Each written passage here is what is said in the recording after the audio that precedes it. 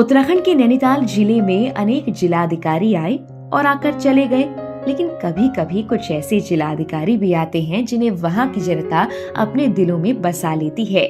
उन्हें बार बार याद किया जाता है।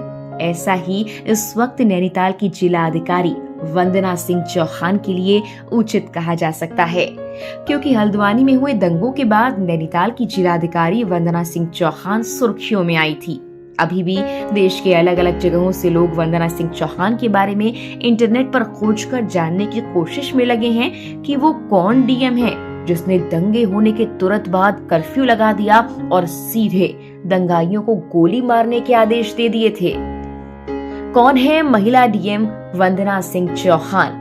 वंदना सिंह चौहान उत्तराखंड कैडर की 2012 बैच की महिला आईएएस अधिकारी हैं। वो हरियाणा के नसरुल्लागढ़ गांव की रहने वाली हैं। हरियाणा के इस इलाके में लड़कियों की शिक्षा पर ज्यादा ध्यान नहीं दिया जाता। लोगों को अब भी लगता है कि लड़कियों को ज्यादा पढ़ाई नहीं करनी चाहिए, क्योंकि उन्हें तो शादी कर पराए घर जाना है, पढ़ लिख कर क्या ही कर लेंगी। लेकिन वंदना सिंह चौहान ने इन कठिनाइयों का सामना करने के बाद परिवार के सामने पढ़ाई करने की जिद रख दी। उनके गांव के आसपास स्कूल था नहीं, हालांकि उनके पिता शिक्षा के महत्व को जानते थे। वंदना एक मिडिल क्लास परिवार में जन्मी थी, तो पिता ने अपने लड़कों को तो पढ़ाई के लिए विदेश भेज दिया था। इसे देखकर वंदना की पढ़ाई के प्रति और ज्यादा इच्छा शक्ति जाग उठी। उन्होंने माता पिता के सामने पढ़ाई की अपनी मांग को रखा। शिक्षा के लिए किसी बेहतर स्थान में जाकर पढ़ाई करने के लिए कहा। माता पिता बेटी की इच्छा शक्ति को देखकर पढ़ाने के लिए आखिरकार तैयार हो गए। वंदना सिंह चौहान ने यूपी के मुरादाबाद में गुरुकुल में अपने लिए आवेदन किया।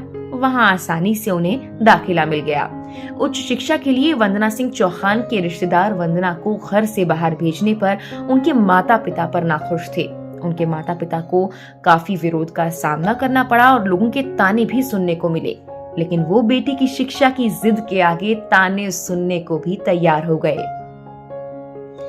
18 साल की उम्र से ही शुरू कर दी थी आईएएस बनने की कोशिश। वंदना सिंह चौहान ने 12वीं के बाद ही आईएएस बनने के लिए कड़ी मेहनत करना चालू कर दिया। यहाँ तक कि उन्होंने गर्मी के मौसम में अपने कमरे में कूलर लगाने से इनकार कर दिया। उनका मानना था कि अगर वो कूलर लगाती हैं तो उन्हें नींद आ जाएगी, जिससे उनकी पढ़ाई में बाधा उत्पन्न होगी। 24 घंटे में से 12 घंटे से भी ज्यादा वंदना पढ़ाई को देने लगी। वंदना सिंह ने कन्या गुरुकुल भिवानी से संस्कृत ऑनर्स किया, फिर बीआर अंबेडकर विश्वविद्यालय आगरा से एलएलबी की पढ़ाई की। उनको घर की परेशानियों के बाद कुछ कोर्स को ऑनलाइन ही पूरा करना पड़ा, लेकिन उनके भाई बहन उनके पढ़ने से पूर्ण रूप से खुश थे। हर मौके पर वंदना सिंह चौहान का साथ दिया करते थे। भाइयों के समर्थन के चलते ही वो लगातार पढ़ाई में मन लगाती रहीं। वो अपनी पढ़ाई घर में ही रहकर किया करती थी, कभी कोचिंग संस्थान ज्वाइन नहीं किया। इसके बाद 2012 के यूपीएससी परीक्षा में पहली बार किस्मत आजमाई। महज 24 साल की उम्र में वंदना ने पहले ही अटेम्प्ट में 8वीं रैंक हासिल कर ली। पूरे क्षेत्र में अपना परचम लहरा दिया। इस तरह आईएएस अफसर बनने का सपना तो पूरा किया और अनेक लड़कियों को भी पढ़ाई के लिए मेहनत करने का एक मंत्र दे दिया। इस कहानी से आसपास की लड़कियों में पढ़ाई को लेकर रुचि उत्पन्न हो गई और लड़कियां भी घर से बाहर निकलकर दूर पढ़ाई करने के लिए जाने लगी, क्योंकि आसपास के बेहतर समाज से वहां के लोगों में बदलाव स्वाभाविक देखा जाता है। मिला उत्तराखंड कैडर। आईएएस वंदना सिंह चौहान को उत्तराखंड कैडर मिला। पहली बार पिथौरागढ़ की मुख्य विकास अधिकारी के तौर पर उनकी नियुक्ति हुई। साल 2017 में वो जिले की पहली महिला सीडीओ बनी। साल 2020 तक उनकी तैनाती पिथौरागढ़ में रही। इस दौरान वो बेटी बचाओ बेटी पढ़ाओ अभियान की ब्रांड एम्बेसडर भी रही थी। साल 2020 में उन्हें पहली बार रुद्रप्रयाग का डीएम बनाया गया। कुछ ही दिनों बाद उन्हें शासन के कार्मिक विभाग में जोड़ दिया गया था। इसके बाद 12 नवंबर 2020 को वंदना सिंह को केएमवीएन का एमडी बनाया गया। इस पद पर नियुक्ति न लेने के बाद उन्हें रूरल डेवलपमेंट डिपार्टमेंट में अपर सचिव बनाया गया।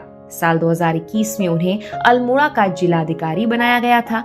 17 मई 2023 को नैनीताल की 48वीं डीएम के पद पर तैनाती के बाद वो इस पद पर बनी हुई हैं।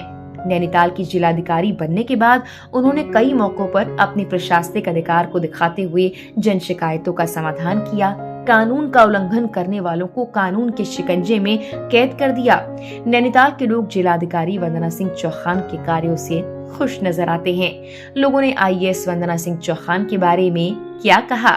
नैनीताल जिले के दूरस्थ क्षेत्र ओखलकांडा के दीपक बिष्ट ने प्रतिपक्ष संवाद से बात करते हुए कहा, कुछ साल पहले हमारे नैनीताल के पूर्व डीएम वर्तमान कुमाऊं कमिश्नर दीपक रावत थे। वो भी अतिक्रमणकारियों पर सख्ती से पेश आते थे, अतिक्रमण की हुई जमीन को मुक्त किया करते थे। उसी राह में वंदना सिंह चौहान भी चलती हुई हमें नजर आ रही हैं।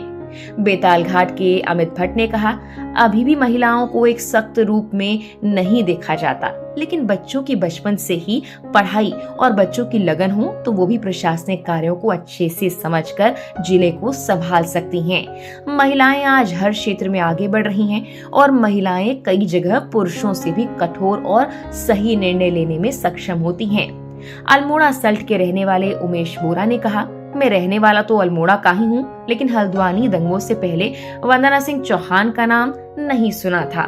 जब मैं टीवी पर वंदना सिंह चौहान का नाम सुनने लगा और उनके कामों के बारे में जानने लगा तो मैंने अनेक सोशल मीडिया प्लेटफॉर्म और गूगल के माध्यम से उनके बारे में जानना शुरू किया, तो पता लगा कि वो एक बेहतर प्रशासनिक अधिकारी हैं और उनके द्वारा जिले को सही दिशा में ले जाया जा रहा है, जिससे मैं तो पूर्ण रूप से खुश हूँ। इन बातों से साफ है कि जिलाधिकारी वंदना सिंह चौहान के कार्यों की तारीफ चारों तरफ हो रही है और उनकी लगन मेहनत को देखकर अनेक लड़कियों ने भी अपने जीवन में सफल होने का मन बना लिया है। प्रतिपक्ष संवाद की इस खास पेशकश में फिलहाल के लिए इतना ही।